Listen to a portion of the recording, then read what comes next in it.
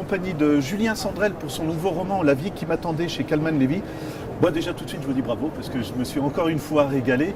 Parlez-nous un petit peu de l'origine de l'histoire tout simplement parce que c'est à la fois suspense et après ça va devenir très émouvant on va dire simplement. Alors l'origine de l'histoire, en fait, ce qui m'est venu en premier, c'était ce personnage. Donc le personnage de Romane, qui est une femme qui a 39 ans, qui est médecin et hypocondriaque. J'avais envie de parler d'un personnage comme ça, qui est un peu bloqué par un certain nombre de peurs, sans véritablement savoir mettre des mots dessus, et qui, à la faveur finalement de quelque chose d'inattendu, va totalement remettre sa vie en question.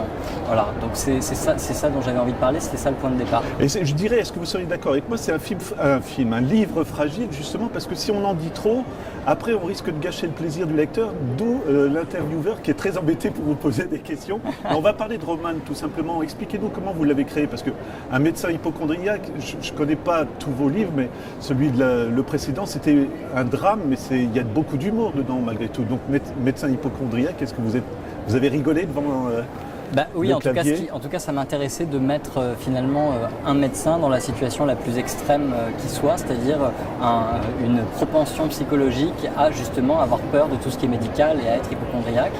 Et je trouvais que c'était un ressort comique assez intéressant et qui me permettait, comme je l'ai fait dans La Chambre des Merveilles, d'aborder des sujets parfois un peu délicats, parfois un peu lourds, mais avec un angle d'attaque qui soit plutôt avec de l'humour et quelque chose qui soit dans l'espoir et dans le plus léger, voilà. On va dire. Alors si vous voulez bien, je vais dévoiler juste un tout petit élément de l'intrigue parce qu'autrement on va rester bloqué. C'est quelqu'un qui vient la voir, qui lui explique « je vous ai vu à Marseille » alors que Romane ne sort jamais de chez elle. C'est l'élément de suspense, d'intrigue aussi qui vous plaisait et jusqu'où on est sur la corde raide finalement. Alors je vais vous aider en vous disant jusqu'où moi je raconte l'histoire. Voilà, vous me stoppez, voilà. Donc c'est l'histoire de Romane qui a 39 ans, qui est médecin et hypocondriaque, un peu bloqué dans sa vie sans véritablement savoir pourquoi et sa vie bascule le jour où il y a une patiente de longue date qui lui dit « Ma petite Romane, je t'ai vue la semaine dernière à Marseille, tu sortais du cabinet d'un pneumologue, tu avais l'air très malade, mais ne t'inquiète pas, avec moi ton secret est bien gardé. » Et le truc c'est qu'elle n'est jamais allée à Marseille, elle n'est pas du tout malade. Donc elle se dit, soit cette femme est totalement folle, soit il y a quelqu'un là-bas qui me ressemble. Et donc elle décide de partir enquêter. Et assez vite, vous voyez, je vais quand même assez loin dans l'intrigue. Merci beaucoup, vous m'aidez. Assez vite, elle remonte la piste d'une autre personne qui est libraire à Avignon, qui s'appelle Juliette. Et quand elles vont se rencontrer toutes les deux, ça va être évident qu'elles sont sœurs jumelles. Donc elles sont jumelles, elles ont 39 ans, ni l'une ni l'autre n'avait une quelconque idée de l'existence de cette jumelle. Donc il va falloir qu'elles unissent leur destin d'une certaine façon pour comprendre ce qui s'est passé dans leurs familles respectives. Et évidemment, tout ça va totalement transformer leurs existences. Alors, justement, la sœur jumelle, est-ce que vous seriez, c'est pas méchant comme je vais dire, mais c'est un prétexte pour découvrir le personnage de Romane finalement, parce que c'est elle qu'on va découvrir tout au long du roman. Alors moi, ce qui m'intéressait en tant que romancier, c'était justement de mettre ce personnage face à une autre possibilité d'elle-même. C'est-à-dire que finalement, rencontrer sa sœur jumelle, c'est se rendre compte qu'avec un même patrimoine génétique, alors évidemment une vie totalement différente, mais elle aurait pu, elle, devenir quelqu'un d'autre et devenir une personne différente. Donc ça ne veut pas dire qu'il faut qu'elle se transforme totalement, mais en tout cas ça lui donne cette idée d'une possibilité de quelque chose d'autre. Et je trouvais ça intéressant parce que c'est une personne qui justement est bloquée dans sa vie et le fait de voir qu'il existe cette jumelle qui a une vie qui est aux antipodes de la sienne, ça lui fait une sorte d'électrochoc qui permet de la mettre en mouvement, elle qui justement était un peu statique. Voilà, et ce que je disais du côté de l'émotion, je trouve c'est la relation avec le père. Je vous laisse nous expliquer un petit peu parce que c'est beaucoup d'incompris finalement, il y a des non-dits et là aussi ça vous permet de dévoiler le secret on va dire. Oui, alors c'est le père et puis de toute façon ce qui me passionne et ce que j'ai envie de mettre en scène dans mes livres de manière plus générale, c'est vraiment les problématiques familiales. Je trouve que c'est une thématique qui est absolument inépuisable parce que je pense qu'il n'y a aucun roman, aucune histoire qui ne parle pas de famille, en majeur ou en mineur, mais en tout cas les relations familiales sont forcément centrales dans nos vies à tous. Et en fait, moi, ce qui me passionne, c'est d'explorer les différentes dimensions de l'amour familial. Donc là, dans ce roman-là, j'avais envie d'explorer à la fois l'amour entre frères et sœurs, donc là, en l'occurrence, entre sœurs, la manière dont il peut agir, la manière dont il peut être un catalyseur et un catalyseur de transformation dans le cas de Romane, et aussi l'amour filial, donc l'amour entre les parents et les enfants, et montrer différentes formes de cet amour filial, montrer que dans un même élan d'amour, en réalité, on peut parfois à la fois, on peut totalement scléroser la vie d'un enfant, peut-être parce qu'on l'aime trop, qu'on l'étouffe et qu'on veut contrôler un peu trop sa vie, ou alors galvaniser totalement cet enfant et lui donner les ressources possibles pour avancer dans la vie.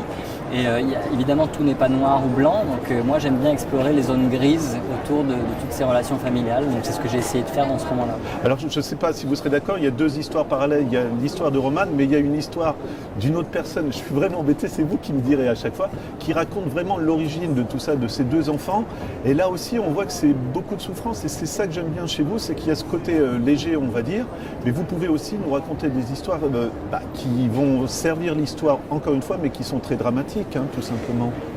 En fait, c'est un peu ce que je disais sur les zones grises.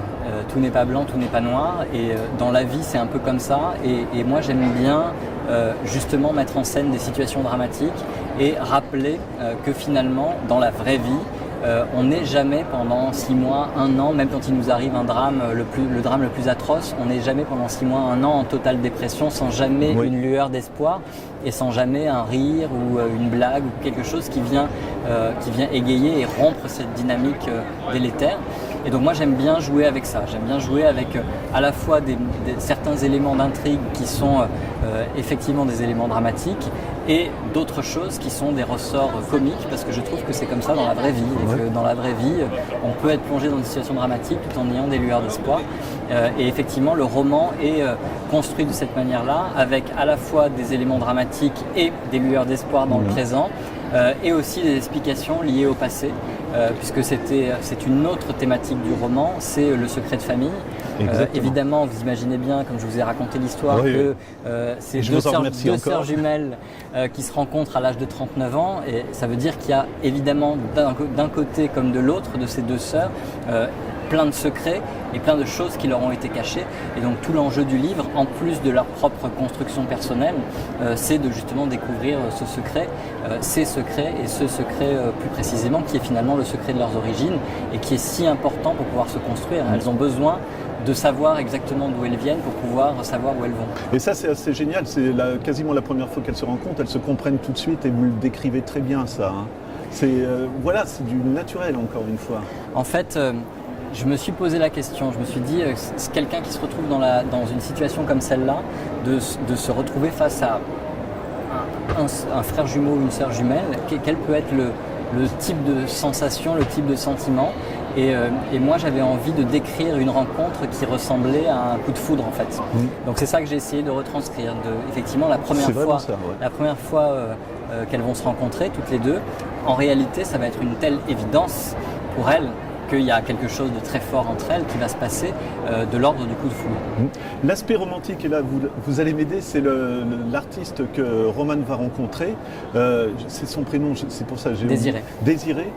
C'est un personnage quasiment aveugle et j'ai trouvé ça intéressant parce que c'est lui qui va ouvrir les yeux à Roman aussi quelque part. Il vous est venu naturellement ce personnage et de le rendre aveugle, c'était nécessaire pour l'histoire? En fait, c'est un personnage qui m'est venu assez naturellement parce que exactement, vous avez touché le point tout à fait juste.